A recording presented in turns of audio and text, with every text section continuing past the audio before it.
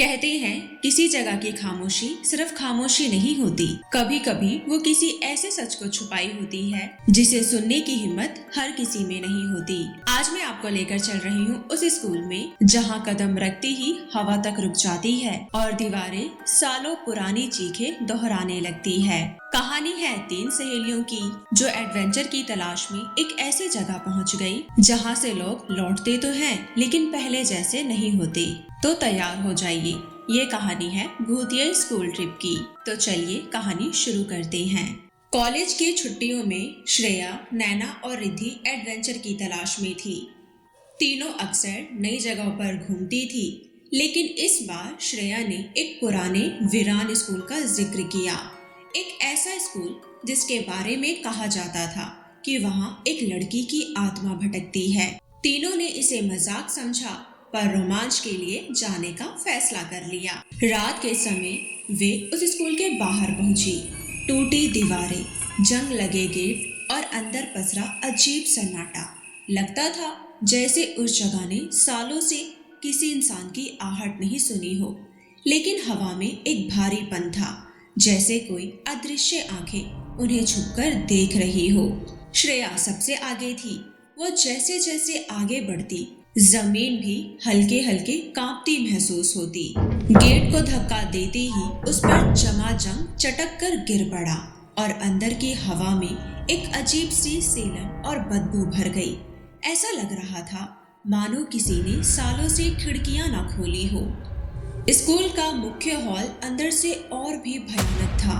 दीवारों पर उखड़ी पेंट, फटे पोस्टर और कोनों में जमा अंधेरा। कमरे में एक अजीब सी ऊर्जा तैर रही थी। कभी कभी लगता जैसे किसी बच्चे की धीमी फुसफुसाहट कानों को छूकर निकल जाती हो। नैना का दिल धड़कने लगा। उसे लगातार लगता कि कोई उन्हें पीछे से देख रहा हो। रिद्धि भी कांपने लगी थी। अचानक हवा का तेज झोंका आया और पूरे हॉल में एक बर्फ जैसी ठंड फैल गई, जैसे किसी अनदेखी शक्ति ने उस जगह पर कब्जा कर लिया हो। हवा में एक भारी अदृश्य परछाई बेहद हल्की आवाज में गूंज उठी। आवाज में इतनी नफरत और दर्द था कि सुनने वालों की रूह तक कांप जाए। ऐसा लगा कि कोई कह रहा हो, ये मेरा घर है और यहाँ किसी को भी आने की इजाजत नहीं। तीनों सहेलियों की सांसें अटक गई।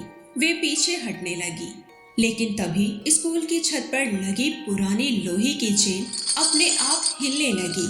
दीवारों के अंदर से चीखती आवाजें आने लगी, मानो कई बच्चों की पीड़ा हवा में खुलकर निकल रही हो।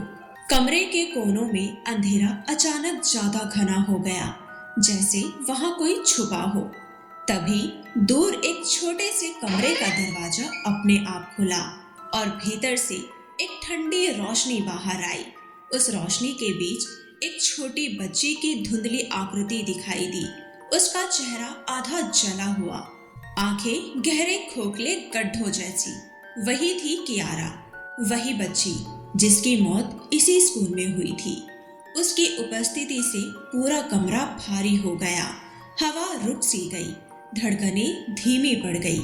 ऐसा महसूस हो रहा था जैसे वो बच्ची अभी भी उसी उम्र में अटकी है जब उसकी जान गई थी। उसका चेहरा मासूम लग रहा था, पर उसकी हंसी में एक खतरनाक क्रूरता थी। कियारा अचानक गायब हुई और अगले ही पल श्रेया की गर्दन पर ठंडे हाथों की पकड़ कस गई। वो हवा में उठने लगी। उसकी चीख पूरे हॉल में गूंजने लगी। नैना और रिद्धि कुछ समझ पाती इससे पहले ही श्रेया कियारा के साथ अंधेरे में विलीन हो गई। कमरा शांत हो गया, इतना शांत कि दोनों सहेलियों ने डर के मारे होश खो दिए। सुबह चौकीदार ने उन्हें हॉल में बेहोश पाया। उसे उनकी हालत देखकर समझ आ गया कि रात में कोई अनहोनी हुई थी। जब दोनों होश में आई तो चौकीदार ने स्कूल का इतिहास बताया, कैसे टीचर की गलती से कियारा को कमरे में बंद कर दिया गया था और वो वहीं तड़प तड़प कर मर गई। तब से उसकी आत्मा हर रात उस स्कूल में भटकती है और जो भी अंदर घुसने की कोशिश करता है उसे अपने साथ ले जाती है। चौकीदार उन्हें लेकर स्कूल के अंदर गहराई तक गया। जगह जगह तेज हवा चल रही थी, दीवारें जैसे करहा रही हो। फर्श पर खून के धब्बे जैसे कुछ निशान दिखाई दे रहे थे, जो सुबह की रोशनी में भी साफ दिखते थे। हॉल के आखिरी छोर पर श्रेया खड़ी थी, लेकिन वो पहली जैसी नहीं थी। उसकी पीठ झुकी हुई, बाल चेहरे पर बिखरे हुए और आंखें बिल्कुल लाल, जैसे जलते अंगारे। उसके शरीर से कियारा की उपस्थिति साफ महसूस हो रही थी, एक ठंडी शैतानी ऊर्जा।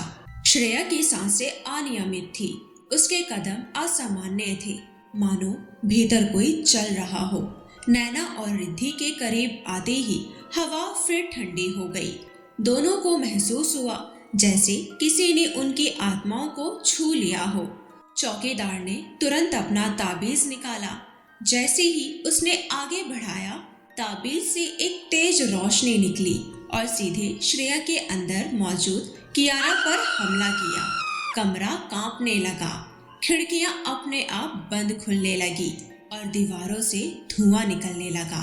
कियारा की चीख इतनी भयानक थी कि लगता था जैसे पूरा स्कूल उसकी आवाज से फट जाएगा। कुछ ही पलों बाद कियारा की आत्मा श्रेया के शरीर से अलग होकर हवा में तैरने लगी। उसका चेहरा क्रोध और पीड़ा से विकृत हो गया, लेकिन ताबीज की रोशनी के दबाव से वो धीरे धीरे धुंधली पड़ने लगी और आखिर में चीखती हुई गायब हो गई। श्रेया जमीन पर गिर पड़ी।